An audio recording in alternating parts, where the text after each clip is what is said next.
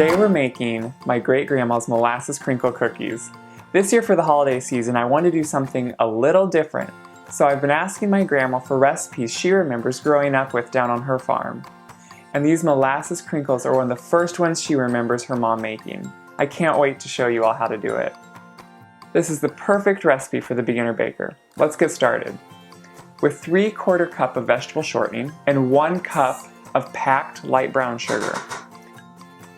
I'm using the electric mixer. If you don't have one, don't worry. A hand mixer or just stirring it by hand will work just fine. We're going to cream the sugar and shortening.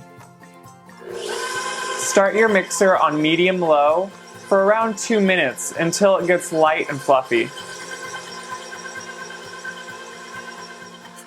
Scrape down the sides of the bowl. Now add 1/4 cup of molasses. This is a full flavor molasses. The molasses is what gives these cookies their distinct flavor. Really, to me, reminiscent of old-time Christmases. Add 1 egg. I always like to crack it in a bowl, just in case any of the shell gets in it. It's a lot easier to get it out of the little bowl than out of the big mixer bowl. Mix well with the molasses and egg added.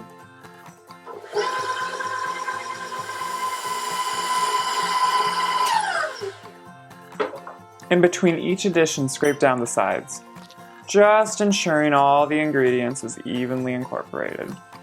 You don't want any weird bits to get into the cookies. Now I'm going to sift all the dry ingredients. I have a colander sitting in a bowl that I can sift directly into. Makes for easy work. 2 cups of flour, 1½ teaspoons of baking soda, and now the fun part is all the spices. Great-grandma had written on her recipe, this is the perfect amount of spices. I love to see what people used to write on their recipes. It's 1 teaspoon of high-quality cinnamon, 1 teaspoon of ground ginger, and 1/4 teaspoon of ground cloves. And now just 1/4 teaspoon of salt. Salt always brings out the sweetness in any baked good. Now just sift them all through the colander. And see why we always do it? You get all those little bits that you don't want in your cookies. And you're ready to go. After the dry ingredients is sifted, we just add it right to the bowl with the wet.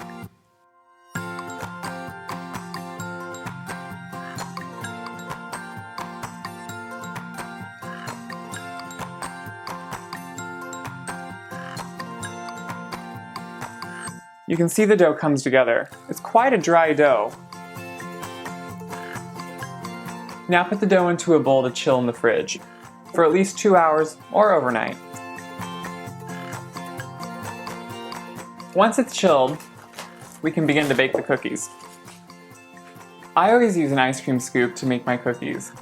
It makes them all the same size and they're perfectly uniform. Using my 1-ounce scoop, I make a ball and quickly roll it lightly in my hands.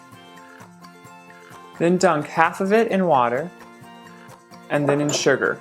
The water just ensures it sticks to the top. You have your choice of what kind of sugar you want to use. You can either use a regular white granulated sugar or this turbinado sugar, which is a raw sugar and has a little bit larger granulars. Or, for the holidays, use a colored sugar. Once the pan is full, bake at 375 for 12 minutes.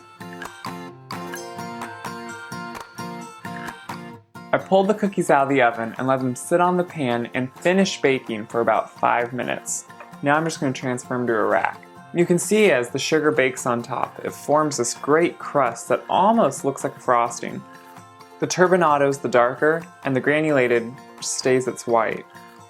As these cookies cool, they'll be just crispy on the outside and soft and chewy in the middle. I hope you're as excited about the starting of the holiday baking season as we are here at the Gray Boxwood. These are the perfect cookie to start off with. They're quick, simple, and delicious. Happy holidays!